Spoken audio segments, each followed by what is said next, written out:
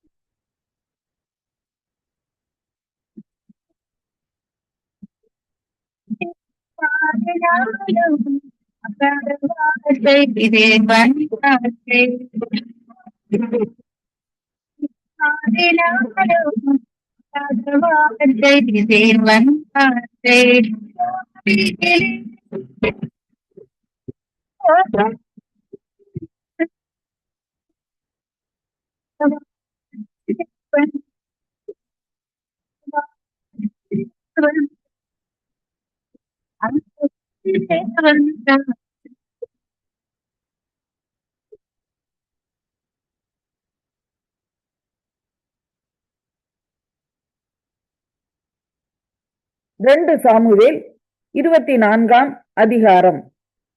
கர்த்தருடைய கோபம் திரும்ப இஸ்ரவேலின் மேல் மூண்டது. இஸ்ரவேல் யூதா என்பவர்களை லக்கம் பார் என்று அவர்களுக்கு விரோதமாய் சொல்லுகிறதற்கு தாவீது ஏவப்பட்டான். அப்படியே ராஜா தன்னோடு இருக்கிற சேனாபதியாகிய யோவாபை பார்த்து, ஜனங்களின் லக்கத்தை நான் அறியும்படிக்கு நீ தான் முதல் பெயர்செபா மட்டுமுள்ள இஸ்ரவேலரின் கோத்திரமெங்கும் சுற்றி திரிந்து ஜனங்களை தொகையிடுங்கள் என்றான். அப்பொழுது யோவாப் ராஜாவை பார்த்து, ராஜாவாகிய என் ஆண்டவனுடைய கண்கள் காணும்படி உம்முடைய தேவனாகிய கர்த்தர் ஜனங்களை இப்பொழுது இருக்கிறதை பார்க்கிலும் 100 மடங்கு அதிகமாய் வர்த்திக்க பண்ணுவாராக. ஆனாலும் என் ஆண்டவனாகிய ராஜா இந்த காரியத்தை விரும்புகிறது என்ன என்றான். ஆகிலும் யோவாபும் இராணுவ தலைவரும் சொன்ன வார்த்தை செல்லாதபடிக்கு ராஜாவின் வார்த்தை பலத்தது. அப்படியே இஸ்ரவேல் ஜனங்களை தொகையிட யோவாபும் இராணுவ தலைவரும் ராஜாவை விட்டு புறப்பட்டு போய் யோர்தானை கடந்து காத் என்னும் ஆறுகளின் நடுவே இருக்கிற பட்டணத்துக்கு வலதுபுறமான ஆரோவேலிலும் யாசேர் இடத்திலும் பாளையம் இறங்கி அங்கே இருந்து கீலேயாத்திற்கும் தாதீம் ஒத்சிக்கும் போய் அங்கே இருந்து தான்யானுக்கும் சீதோனின் சுற்றுப்புறங்களுக்கும் போய் பிற்பாடு தீரு என்னும் கோட்டைக்கும் ஏவியர் கானானியருடைய சகல பட்டணங்களுக்கும் போய் அங்கே இருந்து யூதாவின் தென்புறமான பெயர்சபாவுக்கும் போய் இப்படி தேசமெங்கும் சுற்றி திரிந்து 9 மாதமும் 20 நாளும் ஆன பிற்பாடு எருசலேமுக்கு வந்தார்கள். யோவாப் ஜனத்தை லக்கம் பார்த்த தொகையை ராஜாவுக்கு கொடுத்தார். இஸ்ரவேலிலே பட்டயம் உருவத்தக்க யுத்த சேவகர் 8 லட்சம் பேர் இருந்தார்கள். யூதா மனுஷர் 5 லட்சம் பேர் இருந்தார்கள். இவ்விதமாய் ஜனங்களை எண்ணின பின்பு ராஜாவின் இருதயம் அவனை வாதித்தது. அப்பொழுது தாவீது கர்த்தரை நோக்கி, நான் இப்படி செய்ததினாலே பெரிய பாவம் செய்தேன். இப்போதும் ஆண்டவரே, உமது அடியானின் அக்கிரமத்தை நீக்கிவிடும். நான் மகா புத்தியினமாய் செய்தேன் என்றான். தாவீது காலமே எழுந்திருந்த போது தாவீது ஞான திருஷ்டிக்காரனாகிய காத் என்னும் தீர்க்கதரிசிக்கு கர்த்தருடைய வார்த்தை உண்டாகி சொன்னது, நீ தாவீதினிடத்தில் போய் 3 காரியங்களை உனக்கு முன்பாக வைக்கிறேன். அவைகளில் ஒரு காரியத்தை தெரிந்து கொள். அதை நான் உனக்கு செய்வேன் என்று கர்த்தர் உரைக்கிறார் என்று சொல் என்றார். அப்படியே காத் தாவீதினிடத்தில் வந்து அவனை நோக்கி, உம்முடைய தேசத்திலே 7 வருஷம் பஞ்சம் வர வேண்டுமோ, அல்லது 3 மாதம் உம்முடைய சத்துருக்கள் உம்மை பின்தொடர நீர் அவர்களுக்கு முன்பாக ஓடி போக வேண்டுமோ, அல்லது உம்முடைய தேசத்திலே 3 நாள் கொள்ளை நோய் உண்டாக வேண்டுமோ? இப்போதும் என்னை அனுப்பினவருக்கு நான் என்ன மறு உத்தரவு கொண்டு போக வேண்டும் என்பதை நீர் யோசித்து பாரும் என்று சொன்னான். அப்பொழுது தாவீது காத்தை நோக்கி, கொடிய இடுக்கணில் அகப்பட்டு இருக்கிறேன். இப்போது நாம் கர்த்தருடைய கையிலே விழுவோமாக. அவருடைய இரக்கங்கள் மகா பெரியது. மனுஷர் கையிலே விழாதிருப்பேனாக என்றான். அப்பொழுது கர்த்தர் இஸ்ரவேலிலே அன்று காலமே தொடங்கி குறித்த காலம் வரைக்கும் கொள்ளை நோயை வரப்பண்ணினார். அதனால் தான் முதல் பேர்சபா மட்டுமுள்ள ஜனங்களில் 70,000 பேர் செத்து போனார்கள். தேவதூதன் எருசலேமை அழிக்க தன் கையை அதன் மேல் நீட்டின போது கர்த்தர் அந்த தீங்குக்கு மனஸ்தாபப்பட்டு ஜனங்களை சங்கரிக்கிற தூதனை நோக்கி, போதும், இப்போது உன் கையை நிறுத்து என்றார். அந்த வேளையில் கர்த்தருடைய தூதன் எபூசியனாகிய அர்வனாவின் போரடிக்கிற களத்திற்கு நேரே இருந்தான். ஜனத்தை உபாதிக்கிற தூதனை தாவீது கண்டபோது அவன் கர்த்தரை நோக்கி, இதோ நான் தான் பாவம் செய்தேன், நான் தான் அக்கிரமம் பண்ணினேன். இந்த ஆடுகள் என்ன செய்தது? உம்முடைய கை எனக்கும் என் தகப்பன் வீட்டுக்கும் விரோதமாய் இருப்பதாக என்று விண்ணப்பம் பண்ணினான். அன்றைய தினம் காத் என்பவன் தாவீதினிடத்தில் வந்து அவனை நோக்கி, நீர் போய் எபூசியனாகிய அர்வனாவின் களத்திலே கர்த்தருக்கு ஒரு பலிபீடத்தை உண்டாக்கும் என்றான். காத்துடைய வார்த்தையின்படியே தாவீது கர்த்தர் கற்பித்த பிரகாரமாக போனான். அர்வனா ஏறிட்டு பார்த்து, ராஜாவும் அவனுடைய ஊழியக்காரரும் தன்னிடத்தில் வருகிறதை கண்டு அர்வனா எதிர்கொண்டு போய் தரை மட்டும் குனிந்து ராஜாவை வணங்கி, ராஜாவாகிய என் ஆண்டவர் தமது அடியானிடத்தில் வருகிற காரியம் என்ன என்று கேட்டதற்கு தாவீது, வாதை ஜனத்தை விட்டு நிறுத்தப்பட கர்த்தருக்கு ஒரு பலிபீடத்தை கட்டும்படிக்கு இந்த களத்தை உன் கையிலே கொள்ள வந்தேன் என்றான். அர்வனா தாவீதை பார்த்து, ராஜாவாகிய என் ஆண்டவன் இதை வாங்கி கொண்டு தம்முடைய பார்வைக்கு நலமானபடி பலியிடுவாராக. இதோ தகன பலிக்கு மாடுகளும் விறகுக்கு போரடிக்கிற உருளைகளும் மாடுகளின் முகத்தடிகளும் இங்கே இருக்கிறது என்று சொல்லி அர்வனா ராஜயோக்கியமாய் அவை எல்லாவற்றையும் ராஜாவுக்கு கொடுத்த பின்பு அர்வனா ராஜாவை நோக்கி, உம்முடைய தேவனாய கர்த்தர் உம்மிடத்தில் கிருபையாய் இருப்பாராக என்றான். ராஜா அர்வனாவை பார்த்து, அப்படியல்ல, நான் இலவசமாய் வாங்கி என் தேவனாகிய கர்த்தருக்கு சர்வாங்க தகன பலிகளை செலுத்தாமல் அதை உன் கையிலே விலை கிரயமாய் வாங்குவேன் என்று சொல்லி தாவீது அந்த களத்தையும் மாடுகளையும் 50 சேக்கல் நிறை வெள்ளிக்கு கொண்டான். அங்கே தாவீது கர்த்தருக்கு ஒரு பலிபீடத்தை கட்டி சர்வாங்க தகன பலிகளையும் சமாதான பலிகளையும் செலுத்தினான். அப்பொழுது கர்த்தர் தேசத்துக்காக செய்யப்பட்ட வேண்டுதலை கேட்டருளினார். இஸ்ரவேலின் மேல் இருந்த எரேமியா 27ஆம் அதிகாரம். யோசியாவின் குமாரனும் யூதாவின் ராஜாவுமாகிய யோயாக்கீமுடைய ராஜ்யபாரத்தின் துவக்கத்திலே கர்த்தரால் எரேமியாவுக்கு உண்டான வார்த்தை. கர்த்தர் என்னை நோக்கி, நீ உனக்கு கயிறுகளையும் நுகங்களையும் உண்டு பண்ணி அவைகளை உன் கழுத்திலே பூட்டிக் கொண்டு அவைகளை எருசலேமுக்கு சிதேக்கியா ராஜாவினிடத்தில் வரும் ஸ்தானாபதிகள் கையிலே ஏதோமின் ராஜாவுக்கும் மோவாபின் ராஜாவுக்கும் அம்மோன் புத்திரரின் ராஜாவுக்கும் தீருவின் ராஜாவுக்கும் சீதோனின் ராஜாவுக்கும் அனுப்பி அவர்கள் தங்கள் எஜமான்களுக்கு சொல்லும்படி கற்பிக்க வேண்டும் என்று இஸ்ரவேலின் தேவனாகிய சேனைகளின் கர்த்தர் உரைக்கிறது என்னவென்றால், நான் பூமியையும் மனுஷனையும் பூமியின் மேலுள்ள மிருக ஜீவன்களையும் என் மகா பலத்தினாலும் ஓங்கிய என் புயத்தினாலும் உண்டாக்கினேன். எனக்கு இஷ்டமானவனுக்கு அதை கொடுக்கிறேன். இப்பொழுதும் நான் இந்த தேசங்களை எல்லாம் என் ஊழியக்காரனாகிய நேபுகாத்நேசார் என்கிற பாபிலோன் ராஜாவின் கையிலே கொடுத்தேன். அவனுக்கு ஊழியம் செய்யும்படி வெளியின் மிருக ஜீவன்களையும் கொடுத்தேன். அவனுடைய தேசத்துக்கு காலம் வருகையில் சகல ஜாதிகளும் அவனையும் அவனுடைய புத்திர பௌத்திரரையும் சேவித்தார்கள். அதன் பின்பு அநேக ஜாதிகளும் பெரிய ராஜாக்களும் அவனை அடிமை கொள்வார்கள். எந்த ஜாதியாவது எந்த ராஜ்யமாவது பாபிலோன் ராஜாவாகிய நேபுகாத்நேசார் என்பவனை சேவியாமலும் தன் கழுத்தை பாபிலோன் ராஜாவின் நுகத்துக்கு கீழ்ப்படுத்தாமலும் போனால் அந்த ஜாதியை நான் அவன் கையாலே நிர்மூலமாக்கும் அளவும் பட்டயத்தாலும் பஞ்சத்தாலும் கொள்ளை நோயாலும் தண்டிப்பேன் என்று கர்த்தர் சொல்லுகிறார். பாபிலோன் ராஜாவை நீங்கள் சேவிப்பதில்லை என்று உங்களுக்கு சொல்லுகிற உங்கள் தீர்க்கதரிசிகளுக்கும், உங்கள் குறிகாரருக்கும், உங்கள் சொப்பனக்காரருக்கும், உங்கள் பார்க்கிறவர்களுக்கும், உங்கள் சூனியக்காரருக்கும் நீங்கள் செவிகொடாதிருங்கள். நான் உங்களை உங்கள் தேசத்திலிருந்து தூரப்படுத்துகிறதற்கும், உங்களை துரத்தி விடுகிறதற்கும், நீங்கள் அழிகிறதற்குமாக அவர்கள் உங்களுக்கு பொய்யான தீர்க்க தரிசனம் சொல்கிறார்கள். ஆனாலும் எந்த ஜாதி தன் கழுத்தை பாபிலோன் ராஜாவின் நுகத்துக்கு கீழ்ப்படுத்தி அவனை சேவிக்குமோ அந்த ஜாதியை தன் தேசத்தை பயிரிட்டு அதிலே குடியிருந்து தாபரிக்க பண்ணுவேன் என்று கர்த்தர் சொல்லுகிறார். இந்த எல்லா வார்த்தைகளின்படியே நான் யூதாவின் ராஜாவாகிய சிதேக்கியாவோடு பேசி உங்கள் கழுத்தை பாபிலோன் ராஜாவின் நுகத்துக்கு கீழ்ப்படுத்தி அவனையும் அவன் ஜனத்தையும் சேவியுங்கள், அப்பொழுது பிழைப்பீர்கள்.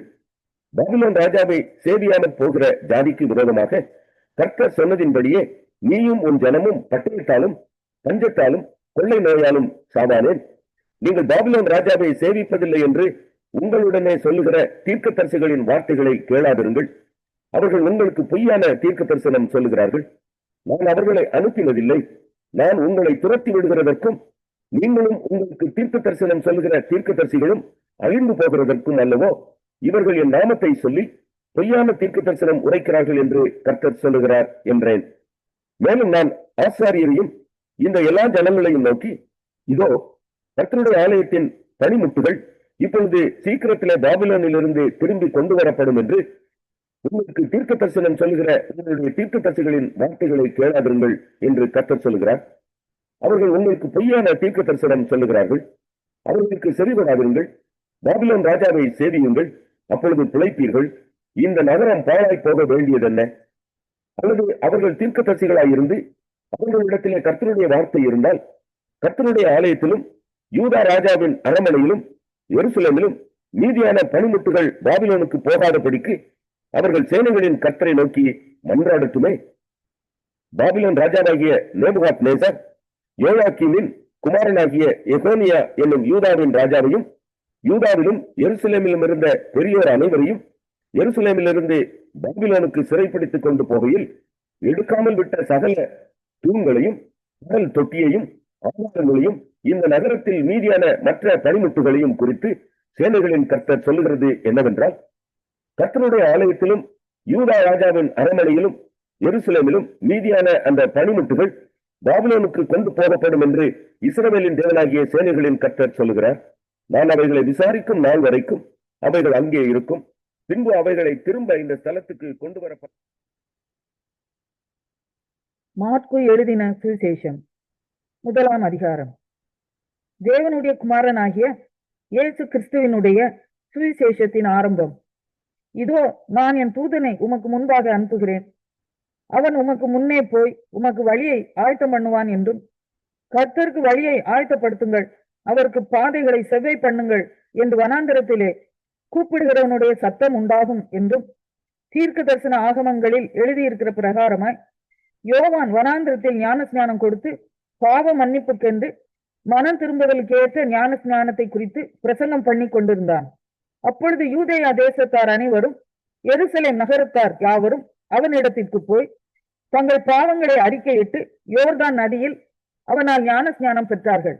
யோவான் ஒட்டக மயிர் உடையை தரித்து தன் அறையில் வார்க்கச்சையை கட்டி கொண்டவனாயும் வெட்டுக்கிளியையும் காட்டு தேனையும் புசிக்கிறவனாயும் இருந்தான்.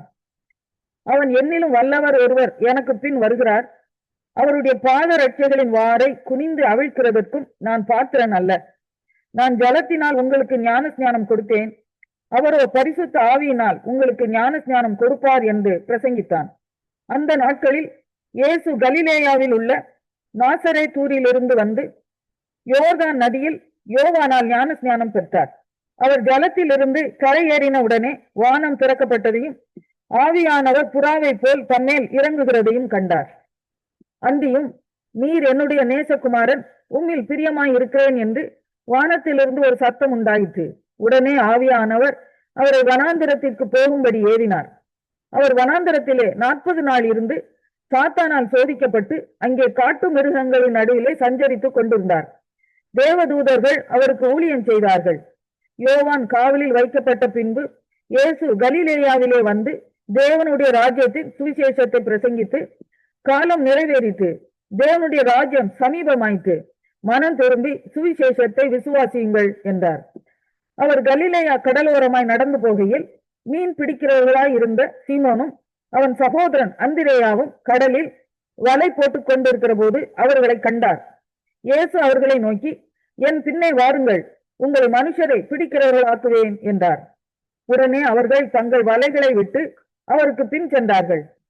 அவர் அவ்விடம் விட்டு சற்று அப்புறம் போன போது செபெதேயுவின் குமாரன் யாக்கோபும் அவன் சகோதரன் யோவானும் படவிலே வலைகளை பழுது பார்த்து கொண்டிருக்கிறதை கண்டு உடனே அவர்களையும் அழைத்தார். அப்பொழுது அவர்கள் தங்கள் தகப்பனாகிய செபெதேயுவை கூலி ஆட்களோடு படவிலே விட்டு அவருக்கு பின் சென்றார்கள். பின்பு கப்பர்நகூமுக்கு போனார்கள். உடனே அவர் ஓய்வு நாளில் ஜெப ஆலயத்திலே பிரவேசித்து போதகம் பண்ணினார். அவர் வேத பாரகரை போல போதியாமல் அதிகாரம் உடையவராய் அவர்களுக்கு போதித்தபடியினால் அவருடைய போதகத்தை குறித்து ஜனங்கள் ஆச்சரியப்பட்டார்கள். அவர்களுடைய ஜெப ஆலயத்திலே அசுத்த ஆவியுள்ள ஒரு மனுஷன் இருந்தான். அவன், ஐயோ, நசரேயனாகிய இயேசுவே, எங்களுக்கும் உமக்கும் என்ன? எங்களை கெடுக்கவா வந்தீர்? உம்மை இன்னார் என்று அறிவேன், நீ தேவனுடைய பரிசுத்தர் என்று சத்தமிட்டான். அதற்கு இயேசு, நீ பேசாமல் இவனை விட்டு புறப்பட்டு போ என்று அதை அதட்டினார். உடனே அந்த அசுத்த ஆவி அவனை அலைக்கழித்து மிகுந்த சத்தமிட்டு அவனை விட்டு போய்விட்டது. எல்லாரும் ஆச்சரியப்பட்டு, இது என்ன? இந்த புதிய உபதேசம் எப்படிப்பட்டது? இவர் அதிகாரத்தோடு அசுத்த ஆவிகளுக்கும் கட்டளையிடுகிறார், அவைகள் இவருக்கு கீழ்ப்படுகிறதே என்று தங்களுக்குள்ளே ஒருவரோடொருவர் சொல்லிக் கொண்டார்கள். அது முதல் அவருடைய கீர்த்தி கலிலேயா நாடெங்கும் பிரசித்தமாயிற்று. உடனே அவர்கள் ஜெப ஆலயத்தை விட்டு புறப்பட்டு யாக்கோபோடும் யோவானோடும் கூட சீமோன் அந்திரேயா என்பவர்களுடைய வீட்டில் பிரவேசித்தார்கள். அங்கே சீமோனுடைய மாமி ஜுரமாய் கிடந்தாள். உடனே அவர்கள் அவளை குறித்து அவருக்கு சொன்னார்கள். அவர் கிட்ட போய் அவள் கையை பிடித்து அவளை தூக்கி விட்டார். உடனே ஜுரம் அவளை விட்டு நீங்கிட்டு. அப்பொழுது அவள் அவர்களுக்கு பணிவிடை செய்தாள். சாயங்காலமாகி சூரியன் அஸ்தமித்த போது சகல பிணியாளிகளையும் பிசாசு பிடித்தவர்களையும் அவரிடத்தில் கொண்டு வந்தார்கள். பட்டணத்தார் எல்லாரும் வீட்டு வாசலுக்கு முன்பாக கூடி வந்தார்கள். பலவிதமான வியாதிகளினால் உபத்திரவப்பட்டு இருந்த அநேகரை அவர் சுத்தமாக்கி அநேகம் பிசாசுகளையும் துரத்தி விட்டார். அந்த பிசாசுகள் தம்மை அறிந்திருந்தபடியால் அவைகள் பேசுகிறதற்கு அவர் இடம் கொடுக்கவில்லை. அவர் அதிகாலையில் இருட்டோடே எழுந்து புறப்பட்டு வனாந்தரமான ஓர் இடத்துக்கு போய் அங்கே ஜெபம் பண்ணினார். சீமோனும் அவனோட இருந்தவர்களும் அவரை பின்தொடர்ந்து போய் அவரை கண்டபோது, உம்மை எல்லாரும் தேடுகிறார்கள் என்று சொன்னார்கள். அவர்களை அவர் நோக்கி, அடுத்த ஊர்களிலும் நான் பிரசங்கம் பண்ண வேண்டும் ஆதலால் அவ்விடங்களுக்கு போவோம் வாருங்கள், இதற்காகவே புறப்பட்டு வந்தேன் என்று சொல்லி கலிலேயா நாடெங்கும் அவர்களுடைய ஜெப ஆலயங்களில் அவர் பிரசங்கம் பண்ணி கொண்டும் பிசாசுகளை துரத்தி கொண்டும் இருந்தார். அப்பொழுது குஷ்டரோகி ஒருவன் அவரிடத்தில் வந்து அவர் முன்பாக முழங்கால் படியிட்டு, உமக்கு சித்தமானால் என்னை சுத்தமாக்க உம்மால் ஆகும் என்று வேண்டிக் கொண்டான். இயேசு மனதுருகி கையை நீட்டி அவனை தொட்டு, எனக்கு சித்தம் உண்டு, சுத்தமாகு என்றார். இப்படி அவர் சொன்ன உடனே குஷ்டரோகம் அவனை விட்டு நீங்கிட்டு அவன் சுத்தமானான். அப்பொழுது அவர் அவனை நோக்கி, நீ இதை ஒருவருக்கும் சொல்லாதபடிக்கு எச்சரிக்கையாயிரு.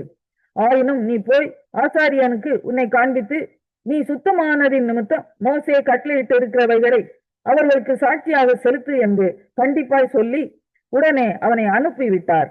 அவனோ புறப்பட்டு போய் இந்த சங்கதி எங்கும் விளங்கும்படியாக பிரசித்தம் பண்ண தொடங்கினான். அதனால் அவர் வெளியரங்கமாய் பட்டணத்தில் பிரவேசிக்க கூடாமல் வெளியே வனாந்தரமான இடங்களில் தங்கி இருந்தார்.